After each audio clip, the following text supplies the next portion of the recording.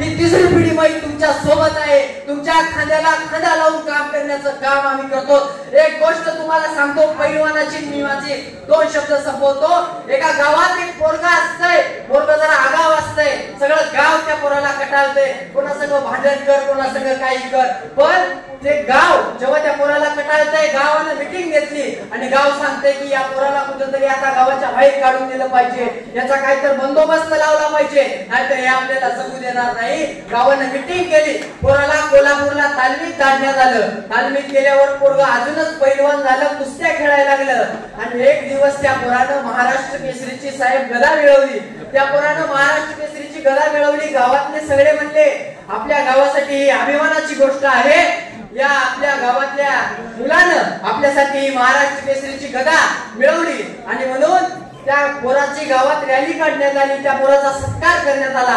आता रॅली म्हणली का तिथं भाषण साहेब आले आणि म्हणून त्या मुलासाठी तिथं भाषण ठेवण्यात आले। गावातील सगळ्या ज्येष्ठ श्रेष्ठ मंडळींची भाषण त्या ठिकाणी झाली आणि शेवटी त्याच्यातला एक जण म्हणला की आपली सगळ्यांची भाषण झाली, आता या पैलवानाला बोलू द्या।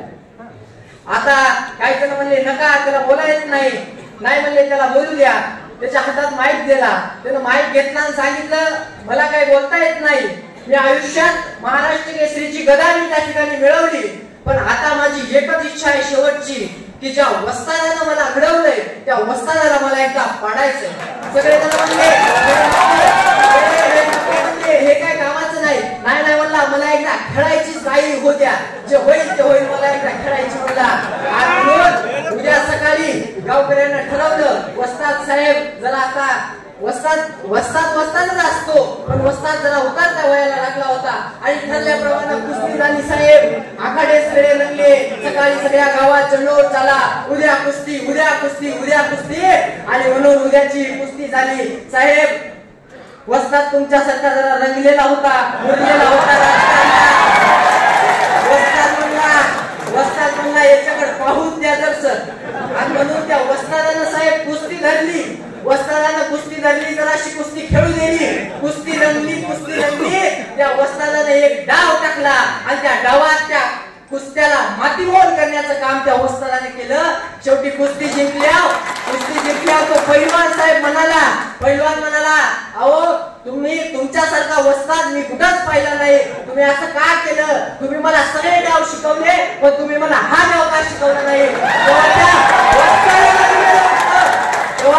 त्या वस्तादाने दिलेलं उत्तर माय बापू आपल्या सगळ्याला घरी घेऊन जायचंय आणि आता साहेब उमेदवार नाहीत, आता आपण उमेदवार आहेत, आपल्याला मनात ठेवून काम करायचंय।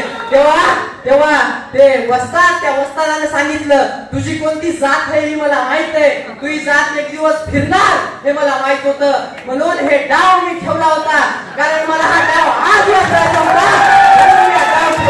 आणि दांडेगावकर साहेबांच्या नेतृत्वात तो डाव आज आपल्या पुढे आहे आणि साहेब तो डाव नक्कीच टाकतील आणि येणाऱ्या काळात या विद्यमान आमदाराला साहेब मातीवर गेल्याशिवाय राहणार नाही, एवढाच आशावाद तुमच्या समोर मी या ठिकाणी ठेवतो।